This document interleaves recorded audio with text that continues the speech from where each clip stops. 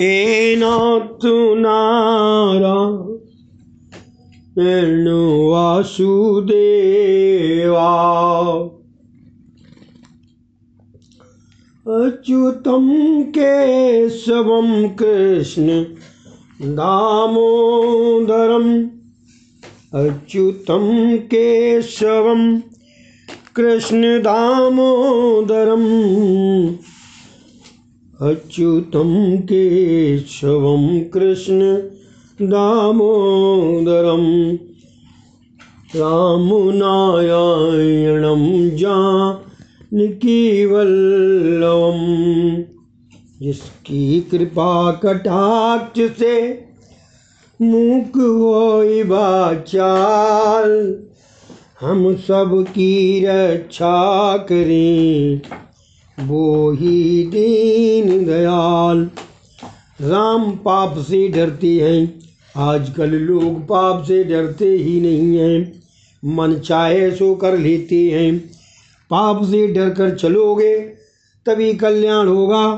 पाप और ईश्वर से डरोगे तो मन शुद्ध रहेगा। मैं पर स्त्री को बंधन करता हूँ, स्पर्श नहीं। राम, ये कौन सा प्रसंग है? जब रामचंद्र जी वन में जा रहे हैं और विश्वामित्र जी ने कहा ये छू लीजिए, ये पत्थर की हैं, तो रामचंद्र जी विश्वामित्र अपने गुरु को ये बात कह रहे हैं, भूल मत जाओ कथा। मैं पर स्त्री को बंधन करता हूँ, स्पर्श नहीं। राम पर स्त्री का और सीता पर पुरुष का स्पर्श नहीं करती थी। जहाँ तक हो सके पर पुरुष और पर स्त्री का स्पर्श करना नहीं चाहिए। ब्रह्मचर्य का यही आदर्श है। कवियों ने कल्पना की है, राम ने अहिल्या का चरण से स्पर्श नहीं किया। बहती हुई हवा ने राम के चरणों की धूल उड़ाई, सो शिला पर जा पड़ी। फलता शिला अहिल्या बन गई। एकनाथ जी ने भी यही कहा है, रामचरण की रज में ऐसी शक्ति थी कि अहिल्या का उद्धार हो गया। अहिल्या अर्थात बुद्धि। मात्र काम सुख का ही विचार करने वाली बुद्धि जड़ पत्थर सी बन जाती है। कोमल बुद्धि ही ईश्वर के पास जा सकती है, जड़ पत्थर सी नहीं। कोमल बुद्धि ही कृष्ण सेवा में द्रवित हो सकती है। कृष्ण कीर्तन से आज आनंद नहीं मिलता है, क्योंकि काम सुख का चिंतन करते रहने से बुद्धि पत्थर सी हो गई है। ये बात आई है, देखिए, जड़ बुद्धि चेतनमयी कैसे हो सकती है? जब कोई सद्गुरु संत महात्मा मिल जाते हैं तभी। जब किसी पवित्र संत की चरण रज पावन करती है तभी। पत्थर सी जड़ बुद्धि प्रभु की चरण रज से जागृत चेतना युक्त बनती है। अहिल्या बुद्धि राम चरण रज से शुद्ध सचेतन बनी। अहिल्या ने प्रभु से प्रार्थना की, मेरे पति ने मुझे श्राप देकर ठीक ही किया था, क्योंकि इसी कारण मैं तो आपका दर्शन पा सकी। उसी समय ऋषि गौतम भी वहाँ आए। उन्होंने भी भगवान राम से कहा, मेरी पत्नी का आपने उद्धार किया। मैं आपको आशीर्वाद देता हूँ कि आपका विवाह सुंदर गुणवती कन्या के साथ हो। उन्होंने भी भगवान राम से कहा, मेरी पत्नी का आपने उद्धार किया। मैं आपको आशीर्वाद देता हूँ कि आपका विवाह सुंदर गुणवती कन्या से हो। विश्वामित्र राम लक्ष्मण को लेकर राजा जनक की सभा में आए। इन कुमारों को देखकर जनक सोचने लगे कि हे ऋषि कुमार हैं, ये ऋषि कुमार हैं या राजकुमार? उन्होंने विश्वामित्र से पूछा, ये कौन हैं? विश्वामित्र, तुम तो महाज्ञानी हो, स्वयं ही निर्णय करो कि ये कौन हैं। जनक का एक नाम विदेह है। जो देह युक्त होकर भी देह धर्मों से अस्पृश्य है, वही विदेह है। विदेह जीते जी मुक्त। जनक तो सुखदेव जी के भी गुरु हैं। ले, क्योंकि वो देह होते हुए भी उनका नाम ही विदेह था। हाँ, वो तो सुखदेव जी आए थे ना उनके यहाँ। धर्मराज कहते हैं कि ब्रह्मानुभाव में जो विषय रस का भान भूल जाए वही ज्ञानी है। आसक्ति और अभिमान जीव को बांधे रहते हैं। ज्ञानी इन दोनों का त्याग करते हैं। सभी इंद्रियां अपने अपने काम, अपने अपने कार्य और अर्थ में काम करती हैं। ऐसा मानकर ज्ञानी किसी भी विषय में आसक्त नहीं होते। इंद्रियार्थेषु वर्तन्ति इति धारयनि। इस जगत में सब कुछ करते हुए भी वे तो ऐसी ही भावना रखकर काम करते हैं, वे कुछ भी नहीं करते हैं। जनक राजा ने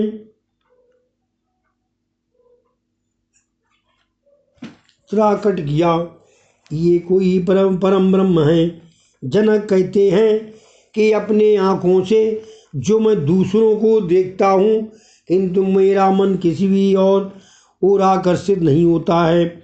मुझ में वैराग्य भरा है। इन कुमारों को देखकर मेरा मन आकर्षित हो रहा है। मेरे मन को ईश्वर के सिवा अन्य कोई भी आकर्षित नहीं कर सकता। सो ये अवश्य ही ईश्वर है। ईश्वर के बिना मेरा मन किसी भी विषय में जा नहीं सकता। आप समझिए इस तरीके के थे जनक जी। उन्हें अपने मन पर कितना विश्वास था। जनक कहते हैं, सहज विराग रूप मन मोरा और थकित होत जिम चंद्र चकोरा। सो ये राम ही है ब्रह्म जो निगम नेत्र कही गावा। जनक राजा ने राम को पहचान लिया। उन्होंने कहा, हे ऋषि कुमार, ये ऋषि कुमार नहीं हैं और राजकुमार भी नहीं हैं। वेद जिनका वर्णन नेत नेत कह कर करते हैं, शंकर जिनका सदा सर्वदा चिंतन करते हैं, वही साक्षात परम ब्रह्म परमात्मा है। ये कुलदेव भागवत ने भगवान अपने आप काट लिए। ये राम मेरे मन को खींच रहे हैं। सो लगता है कि ये ईश्वर ही हैं। यदि ये प्रभु नहीं होते तो मेरे मन को खींच नहीं पाते। कर्ण मुनि के आश्रम में प्रथम मिलन के समय दुष्यंत ने शकुंतला से पूछा, कौन हो तुम? शकुंतला ने कहा, मैं महर्षि कर्ण की कन्या हूँ। दुष्यंत ने कहा, तुम्हें देखकर मेरा मन चंचल हो गया। वैसे तो मेरा मन पवित्र है। ब्राह्मण कन्या मेरे लिए माता समान है। तुम्हें देखकर मेरा मन चंचल हुआ, अतः मैं मानता हूँ कि तुम मेरी जाति की हो। वाह, है ये श्लोक है शाकुंतलम में। मेरा मन ही प्रमाण है इस बात का। प्रमाण अंतःकरण्य प्रवृत्तिया। अपने मन पर उसे कितना विश्वास था। शकुंतला आप पवित्र हैं, महान हैं। मेरा जनक है क्षत्रिय विश्वामित्र। कर्ण ऋषि तो मेरे पालक पिता हैं। मैं क्षत्रिय कन्या ही हूँ। जनक राजा कहने लगे, आज तक मैं निराकार ब्रह्म का चिंतन करता था। आज मेरा मन कह रहा है कि निराकार ब्रह्म का चिंतन छोड़कर इस सगुण राम का चिंतन किया जाए तो अच्छा होगा। मुझे अब लगता है कि निराकार नहीं साकार का ध्यान करूं। ये राम ईश्वर ही है। विश्वामित्र कहने लगे, राजन, ये तो तुम्हारी दृष्टि का गुण है। ज्ञानी अभेद भाव से चिंतन करते हैं। तुम्हारी वृत्ति ब्रह्माकार है, सो तुम्हें ऐसा लगता है, अन्यथा ये तो दशरथ राजा के पुत्र हैं। जनक तो महाज्ञानी हैं। उनकी प्रशंसा गीता में श्री कृष्ण ने भी की है। कर्मण्येवाह संसिद्धम स्थिता जनका दया। जनक राजा ने कर्म के द्वारा ही परम सिद्धि प्राप्त की थी, अन्यथा गीता में और किसी की प्रशंसा नहीं की गई है। विश्वामित्र, राम और लक्ष्मण जनकपुरी के बाहर एक उद्यान में रहे हैं। शाम काल की संध्या उपासना में भी नियमित रीत से करते हैं। विश्वामित्र के साथ उन्होंने सत्संग किया। रात्र के समय में विश्वामित्र की चरण सेवा करने लगे।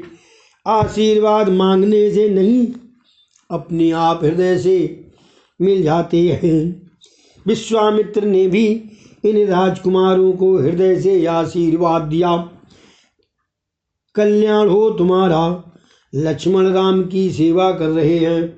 वे सोचने लगे कि संभवतः मैं कल से चरण सेवा का लाभ पा न सकूंगा। कल बड़े भैया का विवाह होगा, अतः उनकी चरण सेवा का अधिकार अब तो भाभी को ही मिलेगा। सेवा करने का ये मेरा अंतिम दिन है। कल से मैं सेवा कर न पाऊंगा। राम की सेवा के बिना मुझे चैन नहीं मिलता। सेवा और स्मरण के बिना जिसे चैन न मिले वही सच्चा वैष्णव है। जो सेवा और स्मरण के हेतु ही जीता है वही वैष्णव है। लक्ष्मण को बड़ा दुख होने लगा कि अब सेवा का अधिकार और अवसर छीना जाएगा। उसका मन अकुलाने लगा।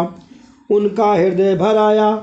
आंखों में आंसू की बौछार होने लगी। प्रभु ने देखा कि लक्ष्मण रो रहा है। वे लक्ष्मण से रोने का कारण पूछने लगे। क्यों रोते हो? क्या माता की याद तो नहीं आई है? तुम रोते हो तो मुझे बड़ा दुख होता है। रामचंद्र का प्रेम आदर्श प्रेम था। लक्ष्मण संकोचवश बोल नहीं पा रहे थे। राम लक्ष्मण के हृदय को जानते हो। उन्होंने लक्ष्मण से कहा, भाई मेरे विवाह के बाद दाहिने चरण की सेवा तुम करना और बाएं चरण की सेवा सीता करेंगी। तुम्हें देखे बिना मुझे नींद नहीं आती। विवाह के बाद भी मैं तुम्हें नहीं छोड़ूंगा, चाहे तेरी भाभी को छोड़ना पड़े, तुम्हें नहीं छोड़ूंगा। राम सभी के अंतर्यामी हैं, किंतु लक्ष्मण तो राम के भी अंतर्यामी हैं। लो डोंगरे साहब जी ने तो ऐसा था राम का बंधु प्रेम। दूसरे दिन प्रातः काल हुआ तो लक्ष्मण जी सबसे पहले उठ गए। स्त्री का धर्म है कि पति के भोजन के पहले भोजन और शयन के पहले शयन न करे। यही धर्म सेवक का भी है। विश्वामित्र शालिग्राम की पूजा करते थे, तो राम लक्ष्मण को पूजा के लिए पुष्प और तुलसी दलाद लेने के लिए उन्होंने उद्यान में भेजा। राम लक्ष्मण पुष्प और तुलसी दल एकत्र करने के लिए उद्यान में घूमने लगे। माली को चाचा कहकर पुकारा। माली ने पीछे देखा तो राम लक्ष्मण उसे बुला रहे थे। उसने कहा, मैं तो एक अधम सेवक हूँ। राम ने कहा, सेवक भले ही हो, किंतु हमसे तो आप बड़े हैं। राम की विनय से माली उन्हें बार बार नमन करने लगा। राम सभी को एक समान मानते थे, अतः उनके वनगमन में अयोध्या की समग्र प्रजा का अश्रुश्रावण कोई आश्चर्य की बात नहीं है। राम लक्ष्मण तुलसी को भी वंदन करते हैं। तुलसी की नित्य वंदना करने वाले को कभी बीमार नहीं होना पड़ता। कौन? तुलसी? तुलसीदास जी नहीं, तुलसी। प्रणाम किए बिना कभी तुलसी दल न लो, उसे नाखून से मत तोड़ो। जब भी तुलसी दल चुनने का प्रसंग आए, उसे प्रणाम करके कहो कि ठाकुर जी के चरणारविंद में चढ़ाने के लिए चुनने की अनुमति दे। तुलसी जी तो राधा जी का अवतार हैं। शाम काल के बाद तुलसी का स्पर्श ना करो।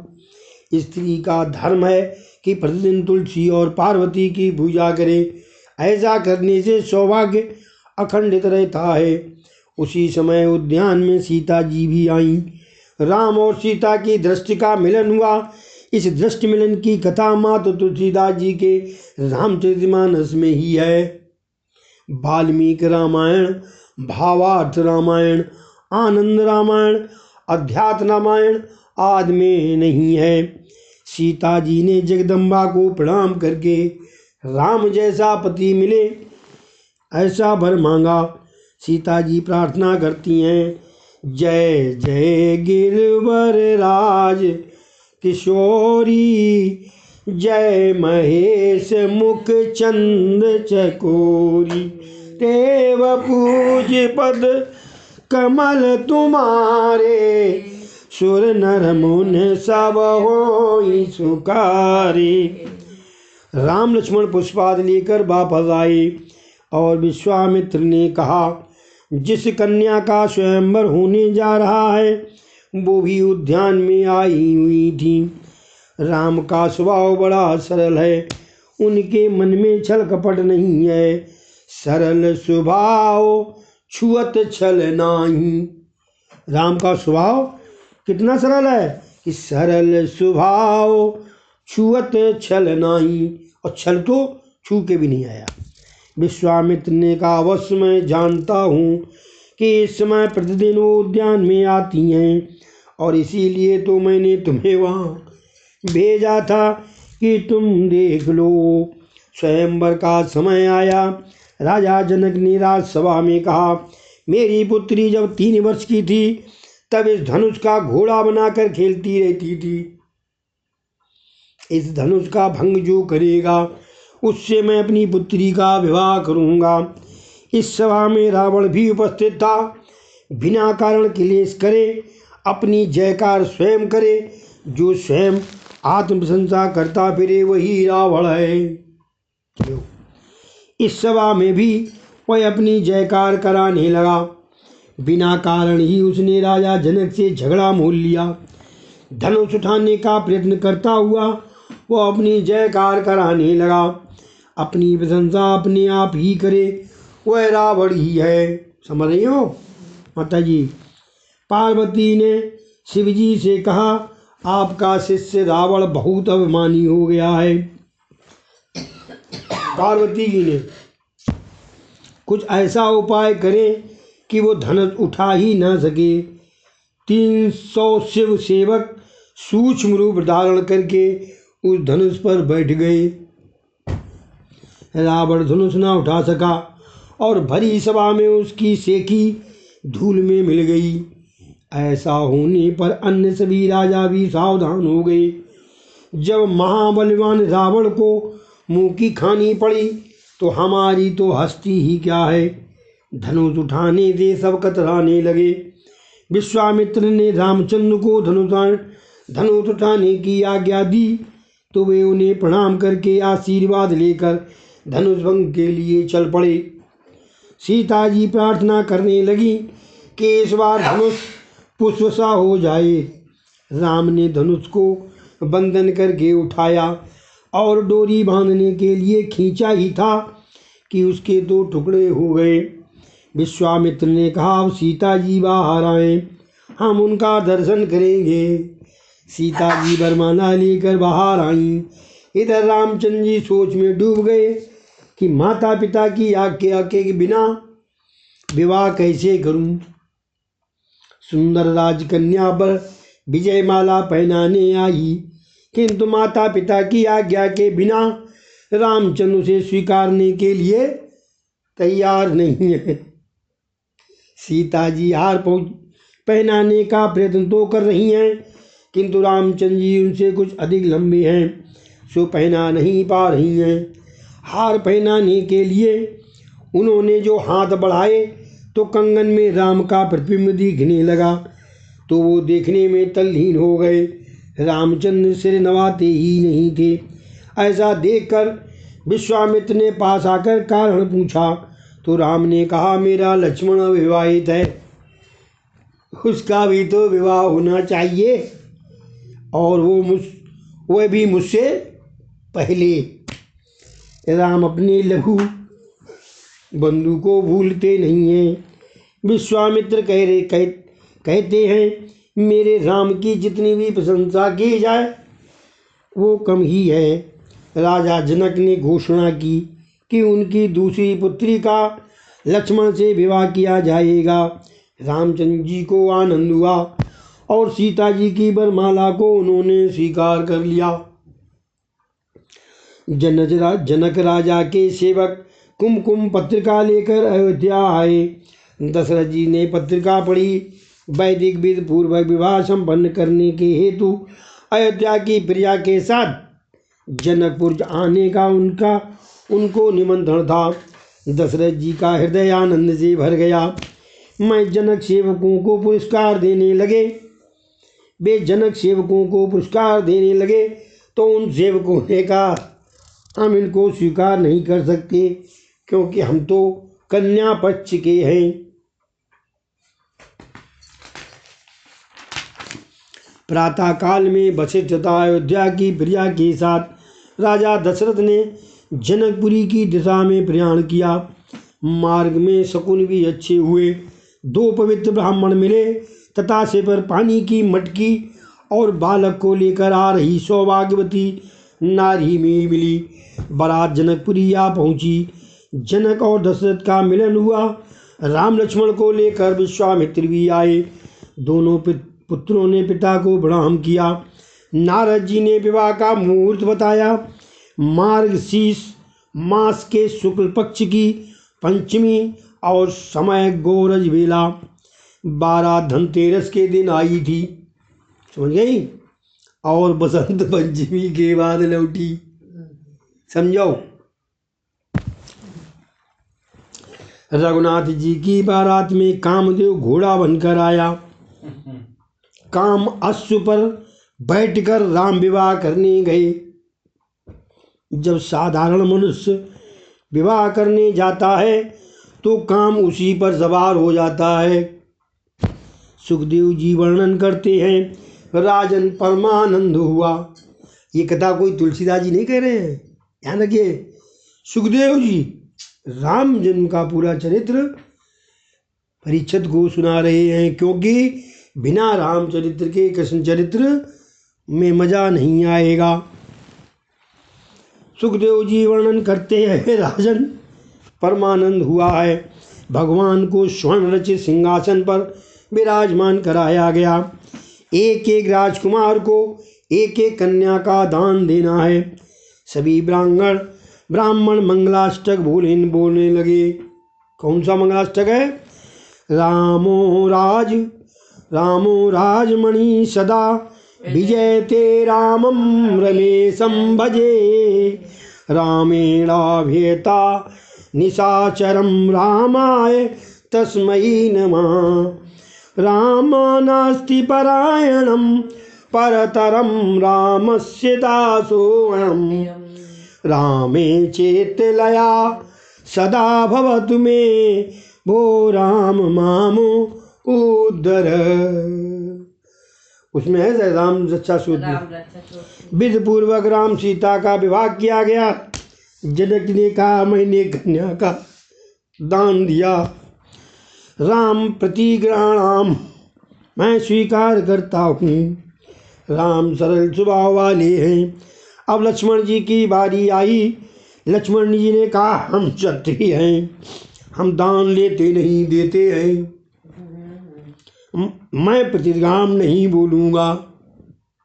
ब्राह्मण आपके बड़े भाई ने कहा है।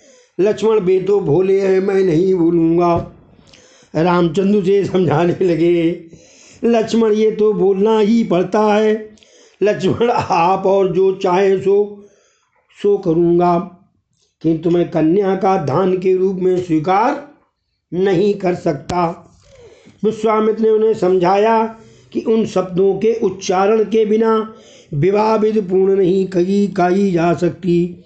गुरु जी के समझाने पर लक्ष्मण ने कहा, प्रतिगृह्णामि। विवाह विधि संपन्न हो गई।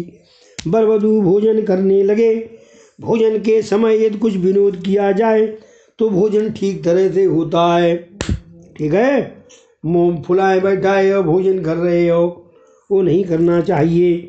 भोजन के समय यदि कुछ विनोद किया जाए तो भोजन ठीक तरह से होता है। जनकपुरी की स्त्रियां आसपास बैठकर विनोद कर रही हैं। ये युवक भाग्यशाली हैं, अन्यथा ऐसी रूपवती कन्याएं उन्हें मिलती ही कहाँ। दशरथ जी की तो कोई संतान ही नहीं थी। ये तो अच्छा हुआ कि उनकी पत्नियों ने क्षीर का प्रसाद खाया तो वृद्धावस्था में भी उन्हें संतान प्राप्त हुई। लक्ष्मण जी ने ये विनोद सहा न गया। गालियाँ को होती है ना अपने यहाँ, तो विनोद की गान होती थी। उन्होंने कहा अयोध्या में तो क्षीर के आहार से संतान प्राप्त होती है, किंतु जनकपुरी में आकर हमने ये जाना कि यहाँ तो स्त्रियों को ऐसा भी नहीं करना पड़ता, यहाँ तो धरती में से संतान अरे क्या बात है, यहाँ तो धरती में से संतान उत्पन्न होती है। विवाह के बाद एकी बेकी का खेल रखा जाता है।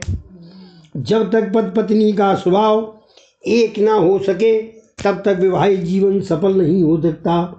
तो दो तन किंतु एक मन ही तो विवाह है। विवाह के बाद दोनों एक ही हो जाते हैं। अद्वैत की सिद्धि के लिए विवाह पहला सोपान है। समझे? सीता जी ने मुट्ठी में कौड़ियाँ छिपाकर पूछा एकी या बेकी। पहली बार कथा पढ़ इस तरीके से सुन रहा हूँ। अर्थात मुट्ठी में एक कौड़ी है या दो। राम ने कहा एक ही। सखियां हंसने लगी, कहने लगी आज तक अकेले थे अब तो बेकी हो गए, फिर भी कहते हो एक ही। लक्ष्मण ने कहा बड़े भैया की बात बिल्कुल सही है, उनकी भाषा में गूढ़ार्थ है। विवाह के बाद बेकी एक ही हो जाती है। लक्ष्मण ये बात है, राम और सीता अब दो नहीं है, एक हैं, अभिन्न हैं। सभी को आनंद हुआ किंतु आनंद की तृप्ति नहीं हुई। कनक सिंहासन पर रामचंद्र जी और सीता जी विराजमान हैं। रामचरित अनंत है। राम की विवाह कथा जो प्रेम से सुनेगा उसका सदा मंगल होगा। विवाह की सभी विधियां पूर्ण होने के बाद रंग महोत्सव हुआ और सभी ने अयोध्या की दिशा में प्रयाण किया। चारों भाइयों का विवाह हो गया। अब मेरे आंगन में दो चार लक्ष्मी नारायण आए हैं, ऐसा मानकर कौशल्या ने पूजा आदि विधि से उनकी हार्दिक स्वागत किया। साक्षात महालक्ष्मी सीता जी जनकपुरी छोड़कर जा रही हैं। मेरे जाने के बाद इन लोगों का क्या होगा? माता जी ने अपने आंचल में चावल भरकर चारों ओर बिखेर दिए। आज भी मिथिला में चावल बहुत पकते हैं। मिथिला चले जाओ, चावल बहुत खाए जाते हैं, चावल है खाते हो। अयोध्या की प्रजा सीताराम का दर्शन कर रही है। अतिशय आनंद हुआ। विश्वामित्र का भी बड़ा सम्मान किया गया।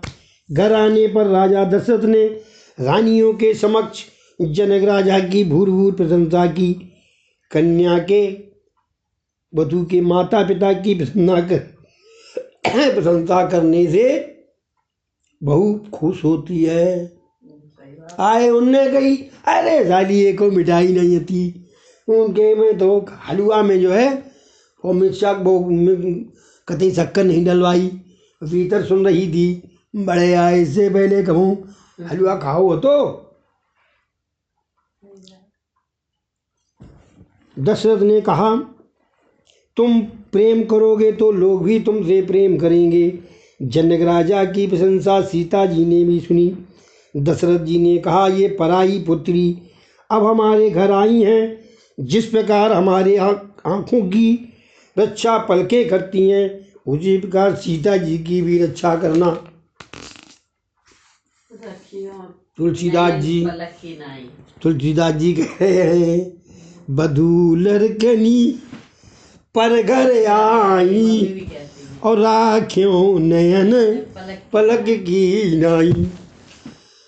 सूत जी सावधान करते हैं कि आनंद के दिन कुछ शीघ्र ही बीत जाते हैं।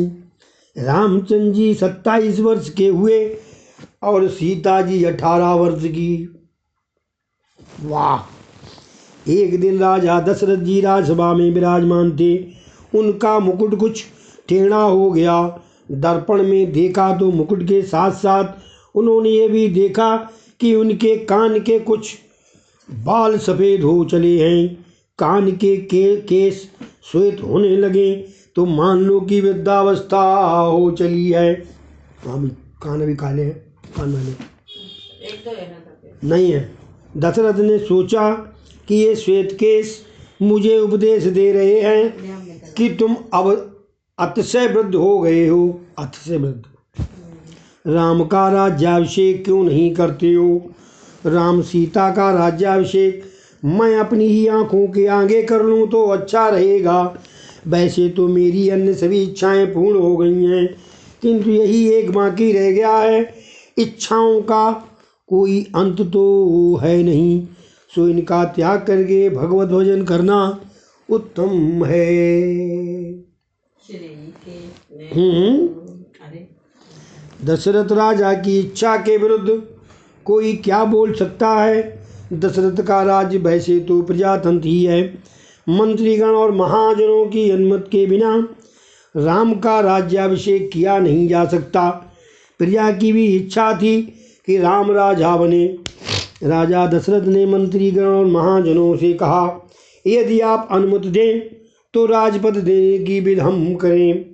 मंत्री सुमंत ने कहा, धन्य है, हम भी यही चाहते हैं, किंतु संकोचवश बोल नहीं पाते थे। उसी समय राज्यसभा में वशिष्ठ जी का आगमन हुआ। सभी ने उनका सत्कार किया।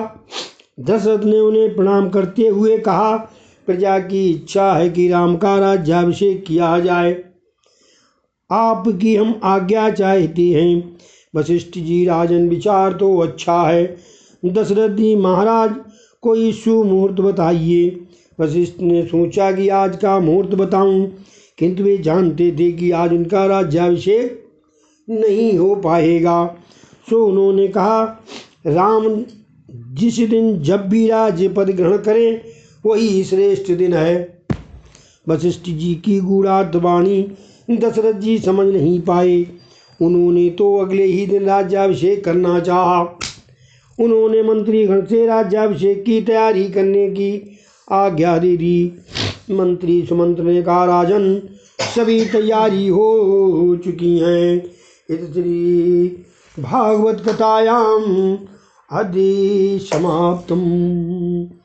श्री कृष्ण गोविंद हरे मुरारे, हे नाथ नारायण वासुदेवा।